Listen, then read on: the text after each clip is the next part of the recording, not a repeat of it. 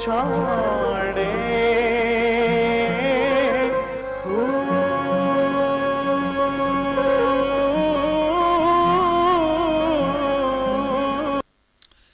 बिस्मिल्लाहिर्रहमानिर्रहीम।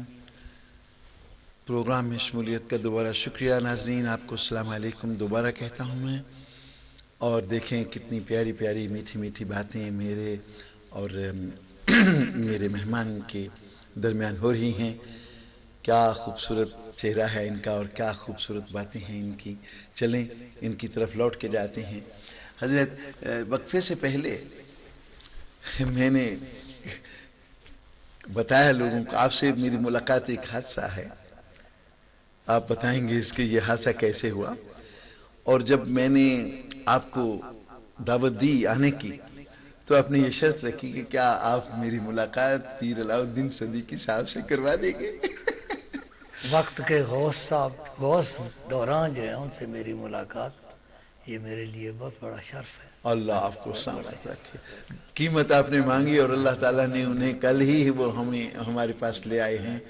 तो मैं शुक्र करता हूँ अल्लाह ताला का कि उसने मेरी आबरू रख ली। आपने फरमाया था आप तशरीफ़ ले गए पाकिस्तान, तो साथ ये भी कि मेरी सआदत है कि वो तशरीफ़ वापस भी ले आए। इंशाअल्लाह ले आएंगे। जी आ गए हैं जी, कल आए हैं पता चला है इंशाअल्लाह। जी जी, तशरीफ़ ले, लेकिन मैंने आपसे वादा पहले कर लिया।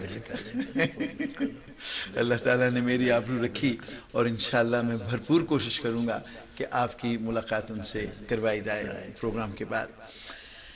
किबला, ये जो आस्थाने होते हैं, आस्थानों के इर्द गिर्द जो लोग होते हैं, जो इनमें बड़ी बड़ी शख्सियतें उभर करके आती हैं, आपने तो कई देखी होंगी। मैं अपने पीर मुर्शिद की वसातत से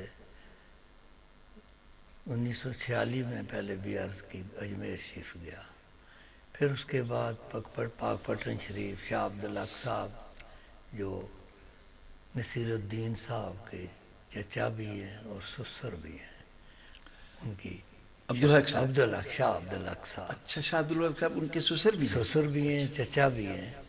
तो उनकी शादी, जी मैं मिला हुआ, उनकी बारात में भी शामिल हुआ पाकपटन शरीफ।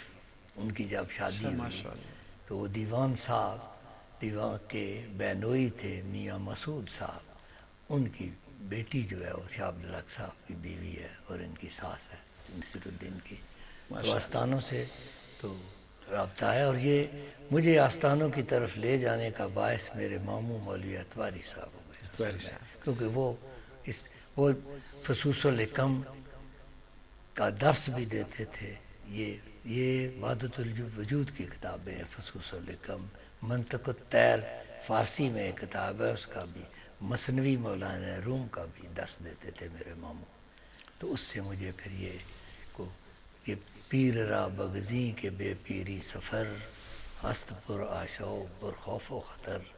मौलाना रूम फरमाते हैं कि कोई ज़रूर पीर के पास रहनुमा होना चाहिए, वरना ये सफ़र जो है या कि आसान नहीं है। वो अपने पास से नहीं दे। इसी हज़रत साहब मानिए आरफ़े खड़ी मोहम्मद बख्श साहब ने भी लिखा है कि ए दरिया मुहाने बाजू लंघण मूल न होंदा, डुब मरदा या रुड़दा जेड़ा आप कल्ला पाउंदा। हज़रत इसी जंक्शन पर मुझे भी मियाँ मोहम्मद बख्श साहब का एक शेर याद आ गया है, जो मैं इस मौके की मुनासबत से कहना चाहता हूँ और फिर आपको मैं लूटना चाहता हूँ अपने नाज़रीन के लिए। सरेराह ने जब आपको देखा तो अचानक मेरी ज़ुबान पर मियाँ साहब का एक शेर आ गया कि जेलम घाटों पर्वत पासे ते मीर पूरे थी दखन।